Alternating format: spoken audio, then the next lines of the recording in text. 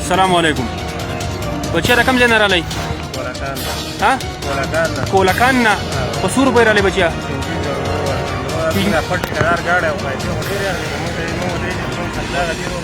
یو 50 روپۍ دې نه اخیستې دي. څو کسان یې؟ د ډرایور سره 15 یې؟ ټیک بچي.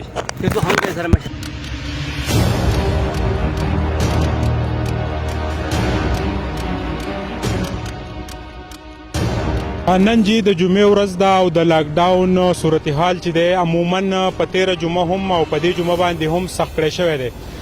د 11 بجو نه تر د 3 بجو پورې د لاک ډاون د سختۍ د عمل چې دی په دې کې چې کم د جمعې مونځ دی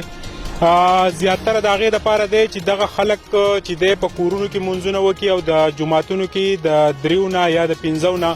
سیوا خلک را نشي. بل طرف ته مونږ چې دی څه انفارمیشن نن راغلیو د بریکوټ ټریفک اهلکارو چې دی څه ګاډي راټینګ کړي وو چې کله د هغې معلومات وشو نو په هغه ګاډو کې په خفیه طریقه د ترپال له لاندې چې دی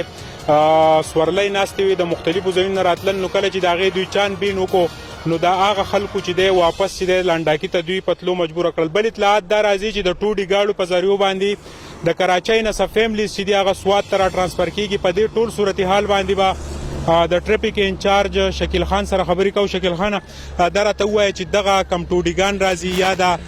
خوفیه خانو کې د خلک راځي د دې عمل سره به څنګه تاسو مقابله کوئ؟ بسم الله الرحمن الرحیم. دا خو تا یو ښه دغه وکړو دلته کې سهار چې زه رالم نو د کراچۍ بلکې د حیدرآباد یو 4-5 ټوډیان ولاړو نو هغوی د هغه ځای نه چې کوم دی پیس ورلی په 15,000 روپۍ باندې کینی او راودغ کوي. ما د خپل ټریفک والا ته دغه وکړو چې یاره لکه تاسو په دې ګاډو باندې چیک بیلنس وساتئ نو نن ما یو 2 ګاډي دلته کې ودرولو هغوی چې کوم دی نو په 40,000 روپۍ باندې چې کوم دی نو لکه 4 سورلۍ کېنولې وي هغې خلاف ما د 100 خلاف 188 وکړل. 100 مې په خپله چالان ورکړو او دې ملګرو ته مې وویل چې یاره دا تاسو چالانوئ. بل یو ټرک ما ودرو نو په هغې کې چې کوم دی نو د حیدرآباد نه کسان را کېنولي او 40-35 کسان را کېنولو هغه ټرک ما له دې ځای نه واپس کو 31 نمبر ما لنډاکي ته واپس کو چېرې دا واپس دغه کوي چې د دې د سکرینینګ عمل دی دغه شي ډاکټرانو د دغه وکړي د هغې نه بعد د په صحیح طریقه باندې را دغه کړي. دا خبر راته وکړه چې دومره لوی مسټیک د کراچۍ نه تر د دې ځای پورې 562 نه سیوا چک پوسټونه او ناکې دي. دا ولې دونه مسټیک وشي چې سب ډیویژن بریکوټ بیا ګناهګار دی او دغه ګاډي چې دی نیسي دا ولې دونه لوی مسټیک؟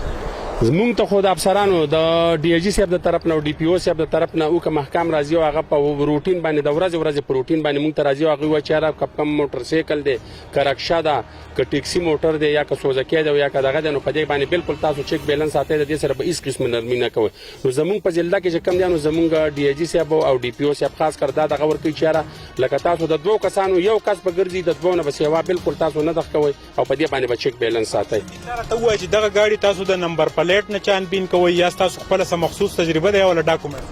مونږ د ډرایور نه کاغه شناختی کارت والو بیا دغه سورلو نه مونږ شناختی کارت والو په دغه لیول باندې مونږ هغه چیک کوو ځکه چې په هغې کې کومې سورلۍ ناستې خو د مختلفو ځایونو یې که نه څوک د خوازخیلي څوک د مټې څوک د مدینې څوک د بارینې څوک د مینګورې نو غریبانان په کراچۍ او په دې کې ځي خو د هغه ځای نه دوی چې کوم دی نو د دې اوس د دې غربت او د دې دغه نه چې کوم دی غلطه پیدا لي او په 15 او په 14,000 روپۍ باندې سړی کېنی او هغه دلته کې را رسېږي.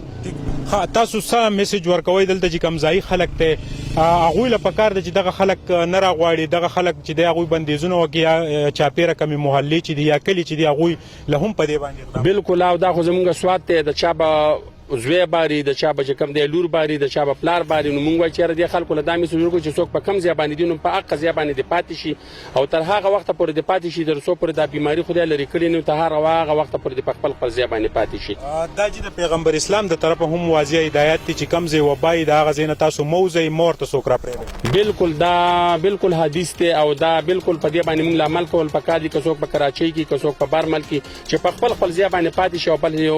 یو بل نه ډسټرب کوي چې لکه یو بل تګ راتګ کوشش نه کوي چې یاره یو بل کله لاړ شي. عموما مونږ ګورو په 13 جمعه هم په دې جمعه هم لاک ډاون سخت دی د دې مین وجه څه د دې مین وجه دا چې دا د مونږ یو مبارک ورځ د جمعې ورځ د مونږ د جمعتونو ته ډیر زیات زور کوو د عام ورځو په نسبت باندې د جمعې په ورځ په جمعتونو کې ډیر زیات غاڼې نو زمونږ افسران دا کوشش کوي چې د جمعې په ورځ دا غاڼه چې کم دی نو دا ختم کړي لکه د منځله چې کم دی د 4 کسانو یا د 15 کسانو جمع دی وشي خو چې زیات نه کیږي. درنګ جهاد مننه نننی انفارمیشن چې واغه ډیر زیات ضروری وزو د خپل ټریفیک اهلکار ته هم چې دلته راشي په سکرین تاسو دا نوجوانان وینئ که یو طرف ته د لاک ډاون د امنیت وضع دوی ټینګه ساتلې ده نو بل طرف ته چې نن د 4 ورځ ده چې اطلاعات راځي چې د کراچۍ نه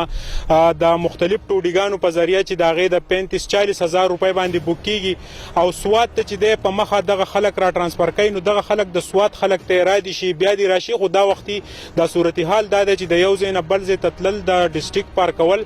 دا د حکومت د طرفه بندیز دی په دې خبرو موږ ټول له عمل پکار دی دا وخت ټولې سرګرمۍ معطل کول پکار دي غم خادیانی چې دی هغه معطل کول پکار دی ولې چې دا